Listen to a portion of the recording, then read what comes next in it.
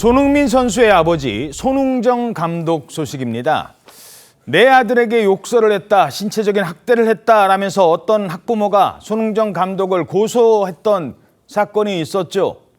당시 학부모가 손흥정 감독 측에 합의금 명목으로 무려 5억 원을 요구하는 녹취록까지 공개되면서 파장이 일기됐던 사건.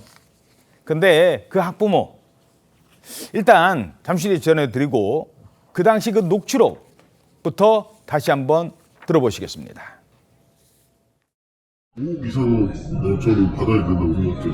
이거 다 비밀로 한다고. 합의라는 건데 그 아이의 초점이 된 거잖아. 아이의 정신적인 피해를 회복하는. 아니요. 그런 정신피해는 다 지났죠. 제 부모의 정신피해도 있고, 나이로 계산하면요, 1,500이 맥sim이에요. 변호사님이 얘기한 게 최고지. 거기에서 진짜가 뭐, 사과가 있고 뭐가 하면, 최고도 상관없어요. 언론도 막, 실제 그런 거 다 하는데, 5억이든 10억이든 그 운이 아까워. 언론이든 어디든 보도되든 뭐하든 신경 안 쓰실 거면, 그냥 그렇게 하셔도 돼요. 그러면 2천만 원, 3천만 원도 합의할 수 있어요. 뭔 얘기인지 아시죠?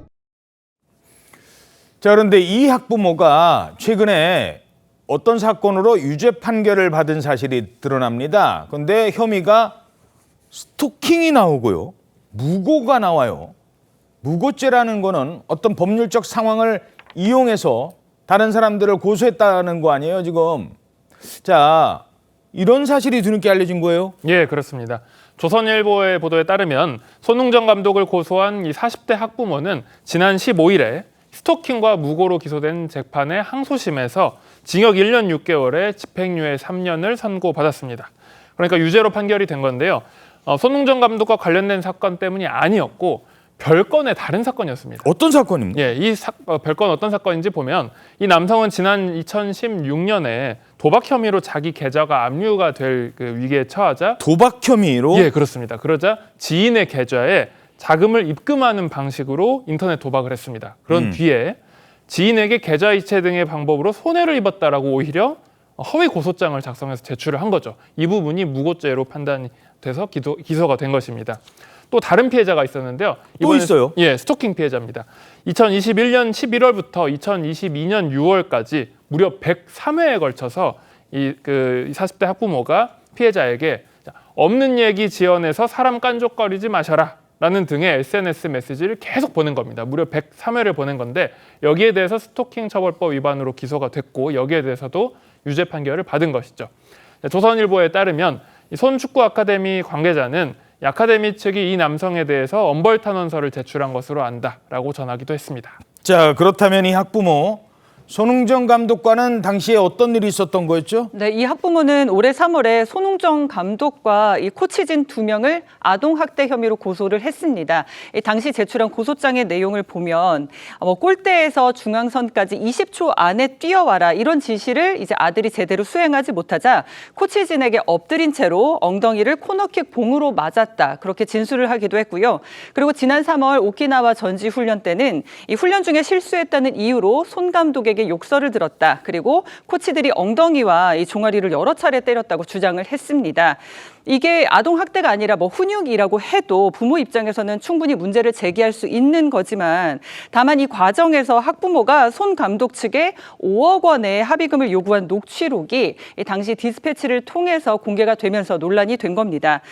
당시 학부모는 사건 본질에서 벗어난 여론몰이다라고 주장을 하기도 했습니다.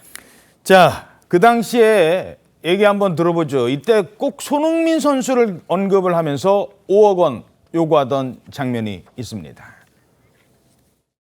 전 세계 스포츠 스타고 거기다가 손흥정 감독님도 그렇고 이명호 본인들 가치가 1,500만 원. 아니 생각해보세요. 지금 이적한다 뭐한다 4천억에 이적한데 2천억. 근데 엄밀히 따지면 생각해보시면 이건 손흥민 선수 일이 아니기 때문에 손흥민 선수 일이 아니어도 손흥정 감독님이 그 에이전시를 본인이 차려서 본인이 하잖아요. 그리고 이건 아카데미잖아요. 아카데미는 별도의 또 그건데. 이렇게 유명한 사람들이 이런 행동들을 하고 입장을 생각해보세요. 본인이 피해자고 하면 내가 만약에 변호사님이었잖아요. 저는 뭐 5억에도 안 할 것 같습니다. 자, 그러면서 이 손흥정 감독 당시에도 왜 우리 아들을 들먹이느냐 이러면서 내가 차라리 다른 처벌을 받으면 받았지 이런 식의 무리한 요구는 들어줄 수 없다 그랬었거든요. 그게 어떻게 됐어요? 그 합의금 5억 줬나요? 송 감독이 당시에 나는 원칙을 지키겠다라고 하면서 선을 넘는 합의금 제한을 받아들일 수 없다. 내가 잘못을 했다면 나는 법대로 처벌받겠다. 그런 입장이었었거든요. 예. 바로 지난달 11일에 판결이 나왔습니다. 아, 그래요? 판결이 어떻게 나왔냐면 손흥정 감독하고 코치에 대해서 아동복지법 위반 혐의로 각각 벌금 300만 원 약식 명령 판결이 나왔습니다. 당시에 손흥정 감독이 뭐라고 그랬냐면 일단 아동하고 학부모한테 사과를 하면서도 내가 한 것을 하지 않았다고 할 생각도 없고 하지 않은 것을 했다고 할 생각 또한 없다. 시대의 변화와 법에서 정하는 기준을 캐치하지 못하고 제 방식대로만 아이들을 지도한 점은 반성하겠다. 이렇게 입장을 밝히기도 했습니다.